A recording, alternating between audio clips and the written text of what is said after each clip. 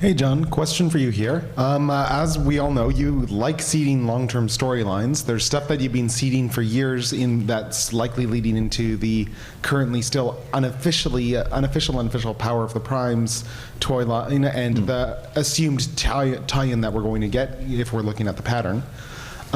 Just wondering, when you guys came up with the Hasbroverse idea last year, which I remember reading was like you and Andrew Griffith just throwing around ideas and it growing from there, how did that impact the plans that you were already setting into motion? And was there anything that we've seen already that might have played out differently had the Hasbroverse not happened?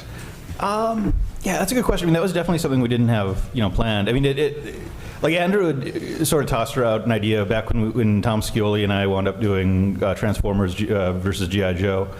But it really came together. It was like me, David Hedgecock, and Chris Ryle for the most part that kind of were like, what if we just kind of just put all these characters together?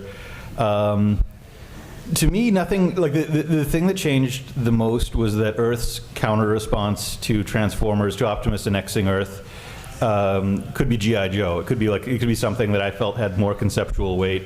Like I loved the EDC and the EDC characters, the Earth Defense Command, but like that's something that's set up, like it only exists to counter the Transformers. Like it's a thing that only like outside of the fiction. I mean, like in the real world, like that is a foil designed specifically for Transformers. And I like the idea that there's like this thing with its own mythology and its own history and its own like strong conceptual weight that the Transformers would have to go up against in a situation. So to me it was a plus. Like I really like it. I'm sure that not everybody does, but like it's been a boon to me, I thought.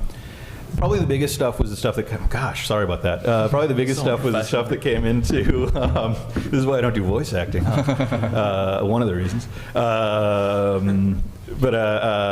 was I going to say? So I lost track of what I was going to say, man. I popped that pea so hard it blew it right out of my mind. It didn't necessarily affect the macro story, but it affected how things changed. Stuff that happens in Revolutionaries, specifically the Hearts of Steel stuff kind of coming in. That whole thing. I had this pitch for a story, and it was going to be this Cybertronian that was kind of raised on Earth and didn't know it was a Cybertronian. Michael Kelly at Hasbro, who's great. Like he's like the head of publishing. He's like a terrific guy. I still like talking to him and hanging out with him. And he didn't like that story. And he's usually when he has a note, it's for a good dramatic reason. Like he has a good story sense. Like not every licenser is going to have that, and he genuinely does. So when he was like that, he didn't like that story. I was like, oh man, it's so good. Like this is a good idea. He was like, why don't you do something with like Hearts of Steel? And I was like, that's terrible. Like you can't do Hearts of Steel. If you put Hearts of Steel in there, like this would have to happen, and then this would happen, and then this would happen, and then this would happen. And I was like, oh, this actually really ties in with some of the stuff that was going on with Onyx and all that stuff. I think you've already seen that kind of playing out in Revolutionaries if you've been reading that.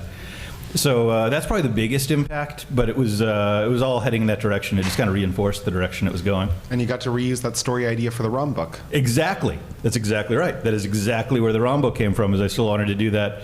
And when the idea floated, I was like, well, can we do my Cybertronian raised not knowing it's a Cybertronian? And yes, it worked out much better. It turned into a much better story being in another space empire.